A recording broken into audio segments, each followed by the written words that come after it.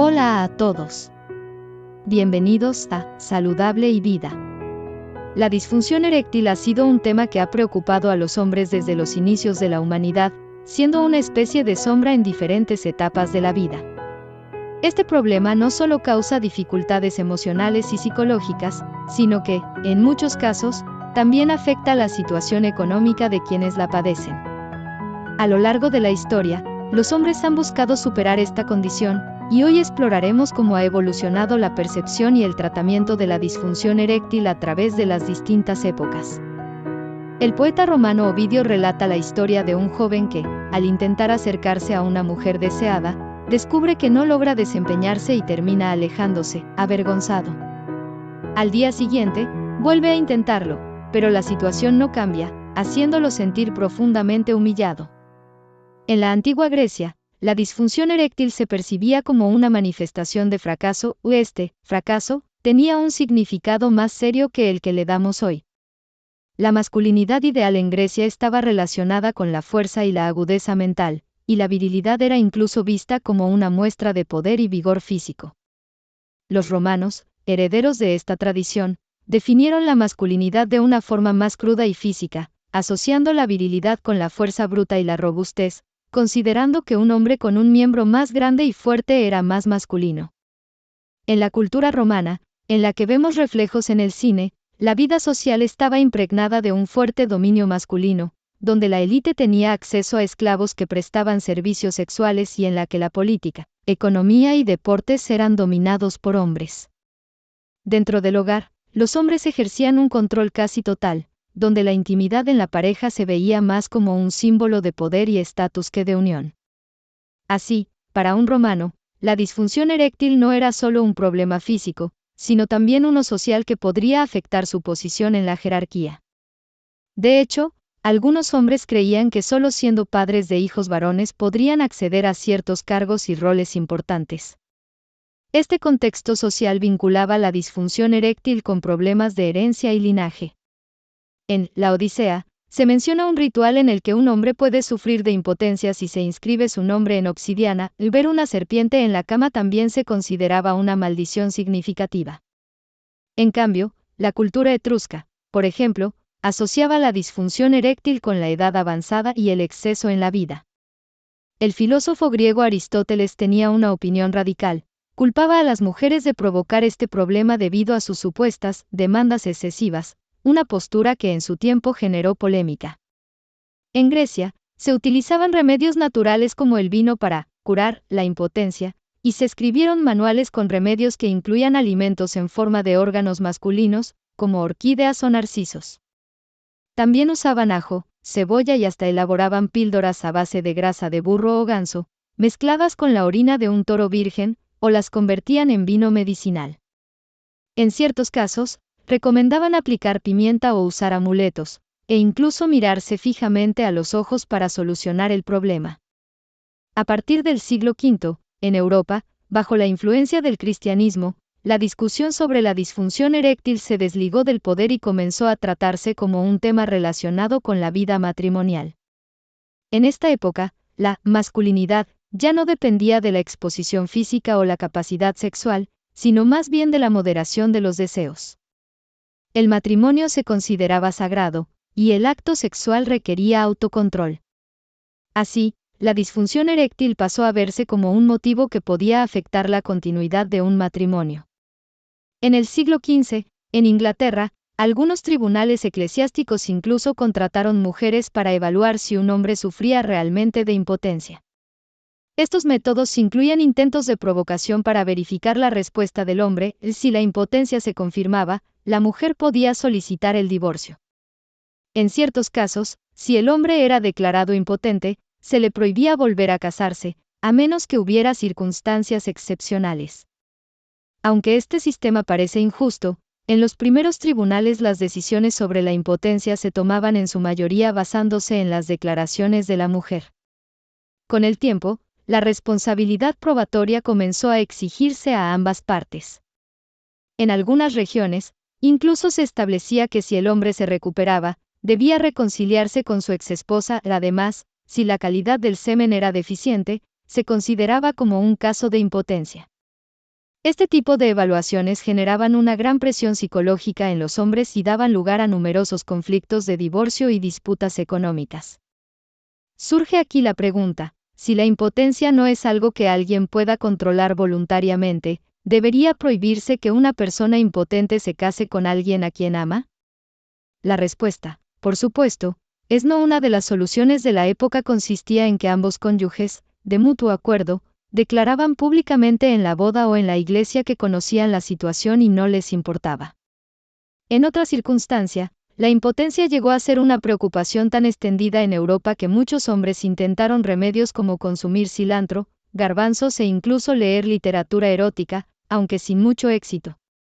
Finalmente, surgió una explicación irracional: si la impotencia solo ocurría en situaciones o momentos específicos, podría deberse a un maleficio de brujas.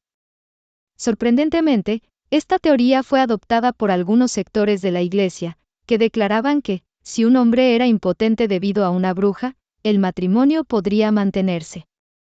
En 1487, Heinrich Kramer, en el segundo capítulo de su obra El martillo de las brujas, describió cómo las brujas interferían con la fertilidad de los hombres.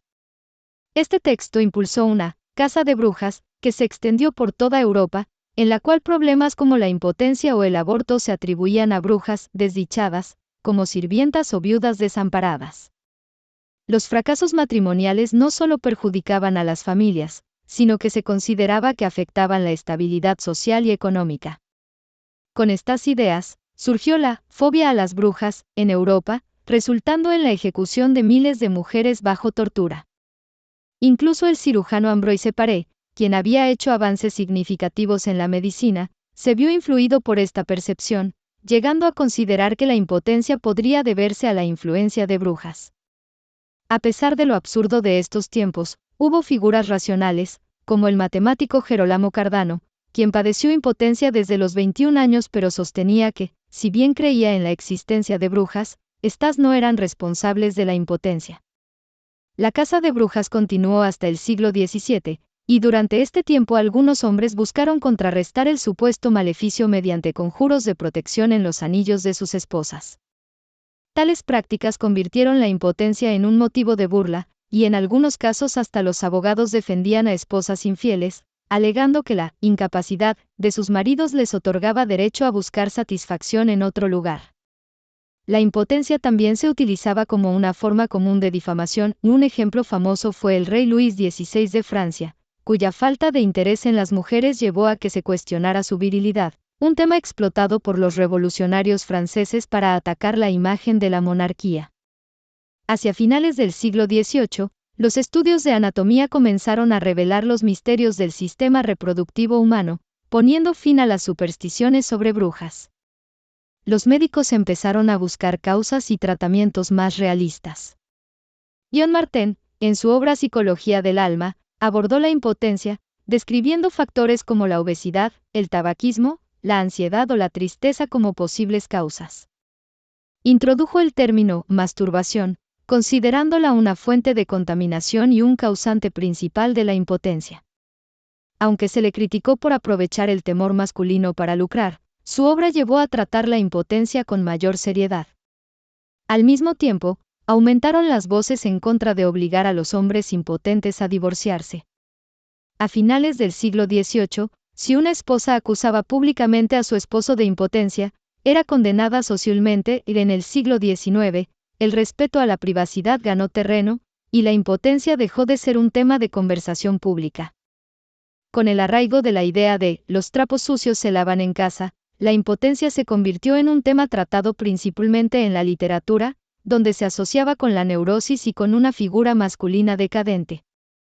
Incluso algunos sociólogos atribuyeron el descenso de la natalidad a la impotencia, aunque el uso de métodos anticonceptivos estaba cada vez más extendido. Los hombres solían considerar la falta de hijos como una señal de derrota personal, atribuyendo al problema de la impotencia el problema de la fertilidad en sus matrimonios. Algunas personas podrían preguntar, entonces, ¿la impotencia no sigue siendo un problema exclusivamente masculino? Sin embargo, a medida que la impotencia se volvía un fenómeno cada vez más común, algunos críticos comenzaron a culpar de nuevo a las mujeres, aunque ya no bajo la excusa de la brujería. Esta vez, acusaban a las esposas de no responder adecuadamente a sus maridos.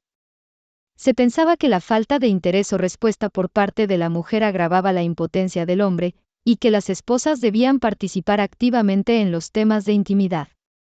Por otro lado, algunos médicos refutaban esta idea, sugiriendo que muchos hombres confundían la reserva o timidez de sus parejas con indiferencia, cuando en realidad las mujeres solo necesitaban la estimulación adecuada para involucrarse. Esta postura generaba una evidente contradicción, ya que muchas mujeres crecieron en una sociedad que les enseñaba a ser recatadas y reservadas, y una vez casadas, ¿cómo podían cambiar de actitud de inmediato?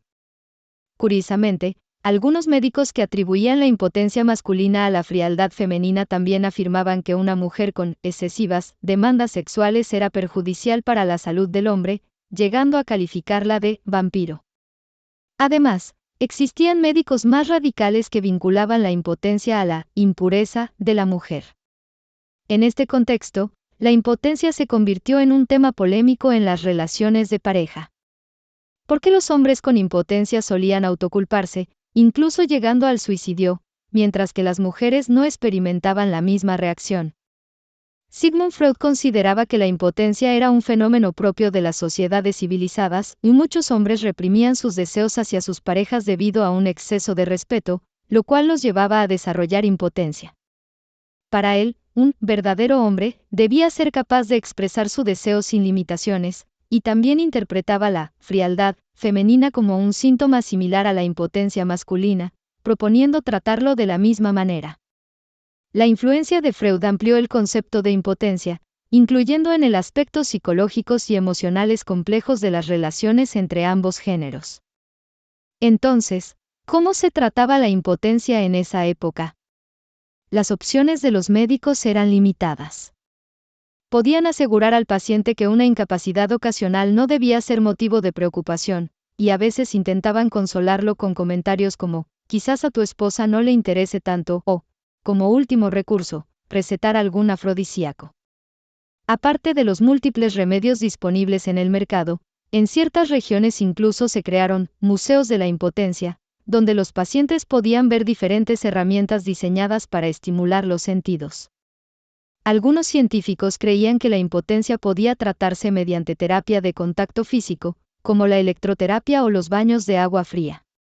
El educador sexual estadounidense Frederico Jick sostenía que ciertos hombres sufrían impotencia debido a una hipersensibilidad y recomendaba aplicar calor en la zona afectada con una plancha. Aunque hoy esta práctica parezca incomprensible, generó interés en su tiempo.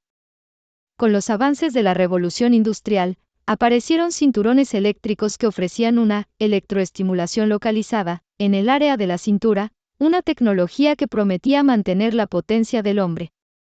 Bajo la influencia de una publicidad creciente, muchos pacientes preferían estos métodos alternativos antes que acudir a un médico.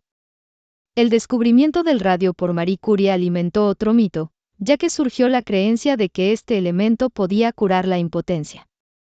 Esto dio lugar a la comercialización de bebidas energéticas enriquecidas con radio en el mercado estadounidense. El escepticismo hacia el tratamiento médico convencional también se debía a que muchos pacientes temían las intervenciones quirúrgicas. A finales del siglo XIX, los médicos promovieron la circuncisión como un método de prevención contra la impotencia, una práctica que inicialmente estaba vinculada a la higiene masculina. Sin embargo, comparada con otros tratamientos, esta intervención se consideraba conservadora. En 1918, el Dr. John Romulus Brinkley desarrolló un tratamiento para la impotencia que causó gran polémica debido a su brutalidad. Su procedimiento consistía en realizar una incisión en el área testicular del paciente y, a continuación, implantar un testículo de cabra, cobrando $750 por cada operación. Este tratamiento le reportó grandes beneficios económicos y casi lo convierte en gobernador de Kansas. Finalmente, Brinkley fue investigado y perdió su licencia médica debido a sus prácticas ilegales. Los tratamientos inusuales para la impotencia no se detuvieron aquí. el científico Víctor Lespinasse intentó implantar pequeñas porciones de tejido testicular de hombres sanos en pacientes impotentes. Un médico francés llegó a inyectar el semen de diversas especies animales en el torrente sanguíneo, y el médico ruso Sergei Voronov intentó incluso trasplantar testículos de chimpancé en hombres. Aunque estas técnicas resultaron ineficaces, reflejan el creciente número de pacientes y la oportunidad de beneficios para quien lograra una cura. Freud afirmó que cerca de la mitad de los hombres presentaban impotencia. En un principio se pensó que era una exageración, pero investigaciones posteriores revelaron que podía tener razón. En 1972, algunos medios de comunicación declararon que Estados Unidos se enfrentaba a una crisis de impotencia. En la década de 1920, alrededor de 2/3 de las mujeres preferían reducir la frecuencia de relaciones íntimas. Sin embargo, en los años 40 y 60, la proporción cayó a 1/6 parte y 1/13, respectivamente. Con las crecientes demandas de las mujeres jóvenes estadounidenses y el uso generalizado de anticonceptivos, aproximadamente 1/3 de los hombres experimentaban dificultades en su función sexual. A pesar de ello, muchos evitaban acudir a un médico, optando por el autodiagnóstico, y solo buscaban tratamientos hormonales o psicológicos cuando los síntomas se volvían graves. De hecho, algunos medios opinaban que los pacientes con impotencia podían ser más propensos a cometer delitos en un intento extremo de probar su masculinidad, llegando a vincular la impotencia con la homosexualidad y el sadismo. Con el progreso médico, surgieron innovaciones en el tratamiento de la impotencia, como las bombas de vacío, cirugías para mejorar el flujo sanguíneo e implantes de prótesis. En Estados Unidos, se ofrecían 3 modelos de prótesis de silicona, de las que se vendieron entre 250.000 y 300.000 en 10 años, pese a su elevado costo y riesgo de infección. En los años 80, un médico francés, Roland Virag, trajo una nueva esperanza al descubrir que las inyecciones de prostaglandinas en el tejido cavernoso del pene lograban una erección efectiva.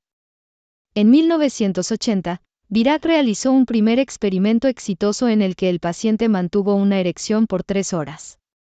2 años después, presentó este avance en una conferencia médica en Nueva York, marcando un hito en el tratamiento de la impotencia y abriendo paso a la era de Viagra. La investigación de Virag inauguró una nueva era para el tratamiento de la impotencia. Desde la antigüedad se intuía que la impotencia estaba relacionada con el flujo sanguíneo, pero no fue hasta tiempos modernos que se comprendió su funcionamiento. Cuando la sangre fluye hacia el pene, el tejido cavernoso se expande y comprime las venas, impidiendo el retorno venoso. Este proceso depende de una interacción entre los nervios, hormonas y vasos sanguíneos. La estructura del pene consta de una túnica externa, músculo liso y tejido conectivo con vasos sanguíneos que se distribuyen en las cavidades. Ante un estímulo sexual, las terminaciones nerviosas y células endoteliales liberan neurotransmisores, principalmente óxido nítrico, lo cual relaja el músculo liso, dilata las arterias, llena el tejido cavernoso y permite la erección al comprimir las venas. Los hombres suelen experimentar 3 tipos de erecciones: psicológicas, reflejas y nocturnas. Se ha comprobado que la impotencia no está directamente relacionada con la edad, sino que está influida por enfermedades crónicas, en particular las cardiovasculares. Si el endotelio vascular está dañado, se produce una disfunción en el músculo liso. La diabetes, el tabaquismo, el consumo de alcohol y otras conductas aumentan el riesgo de enfermedades cardiovasculares. Además, algunos trastornos mentales, así como medicamentos antidepresivos o antihipertensivos, también incrementan la incidencia de impotencia.